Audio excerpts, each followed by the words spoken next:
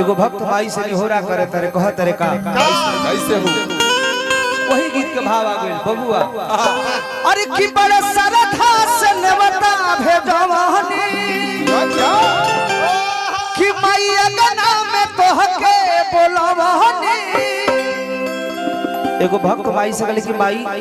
बड़ा श्रद्धा से तोहरा के अपना घरे हम बोलावतनी। काहे खातिर तारा के चढ़ावे खातिर शुभ शुभ बोल ए माई बड़ा श्रद्धा बा कि तू हमरा घरे आई तू आ तोहर सेवा तोहर पूजा करे के हमरा मन में इच्छा बा। धर्मेंद्र के बलि देती हो नरमुंडवा के मुरी काट के चढ़ा दे।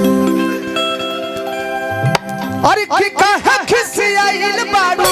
ओ भिले नयाइल बाड़ू सबक के तू रबू कया अब नहरा है कोई माई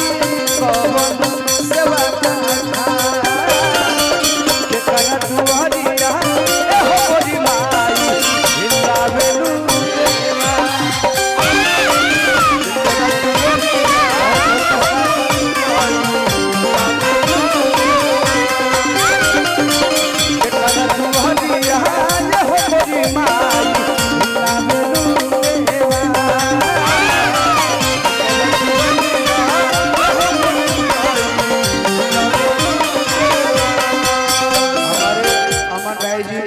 बड़का भैया हमरे अरविंद सिंह जी लाखों लाखों छपरा से पुरस्कार देने बनी जियो मेरे शेर अरविंद से और माई से विनती रही कि हे माई यहाँ का मनोकामना हमेशा पूरा रहा कि बड़ा श्रद्धा से नेवता भेजवानी कि माई अगना में तोहके बोलवानी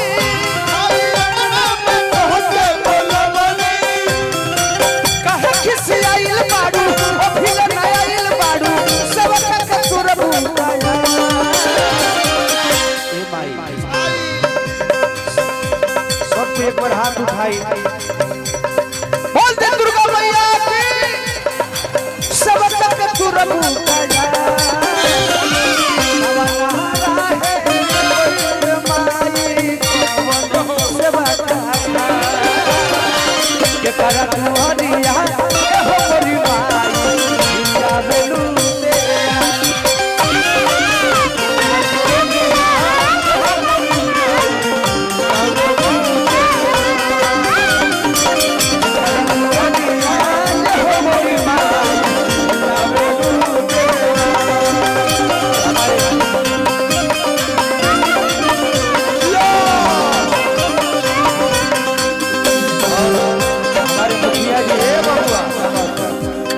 लागो नतमलपुर से और चाचा की ओर से या बेटा और देखिए हमारी तबीयत खराब बा एगो दो गीत गा सकले और भाई के प्यार गवा नहीं खे पावत रमाशंकर भाई क्या बात बाकी रहल प्यार। हाँ अरे महेंद्र चाचा हमारे मुखिया जी बड़ी हमारे के मानत रहले तुहार के सुपुत्र बनी भैया को से स्वागत अभिनंदन बा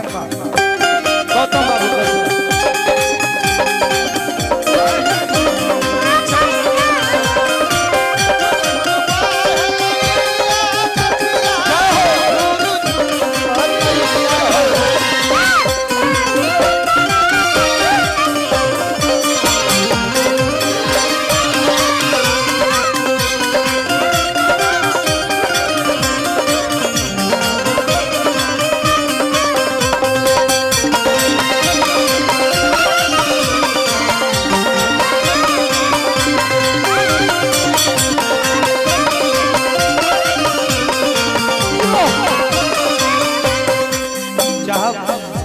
परमादरणीय हमारे बाबा अशोक मिश्र जी के माला से लगा स्वागत करी महाराज जी रवा सबनी के देख के हमनी के सिखनी जा एगो बाबा का माला बगवा लिया रंजीत जी माला है रेडी बा देखी ये भोजपुरी के बहुत लोग गायक बा बाकी जेके हम मानी ले जेके दिल से विष्णु बाबा बाड़े अशोक मिश्र के बक्सर जिला में सबसे ज्यादा प्रमोद प्रेमी के दिल में महानता रहेला हमारे गुरु कमल बास कुंवर जी बहुत लोग आवत धैले बने कलश आर मन में बलसा भर नवरात होई भर ही बचन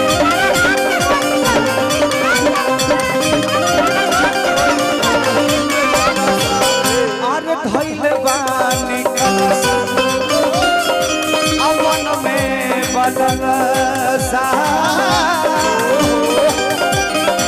भर नवरात होई भर ही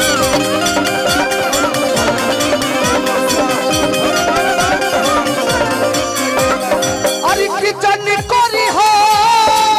मयूरिया नीरा भाई को से लाखों रुपया पुरस्कार स्वागत अभिनंदन बा किचन कोरी हो मयूरिया नीरा हमारा है कोई लिए माई पवन सेवा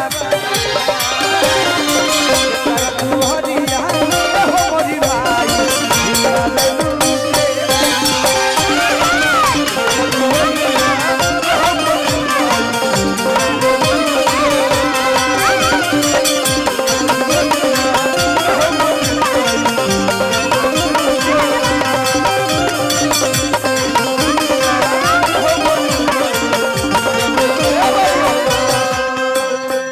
हल्का हल्का में सब भक्ति के रस्ते देवे करो बबुआ एगो बहुत पुरान गीत गौले रहनी आप सब सुनले रहनी गीत के कैसे कैसे माई बहिनो गीत गौले रहे आ महा कहला पड़ी जाए मैया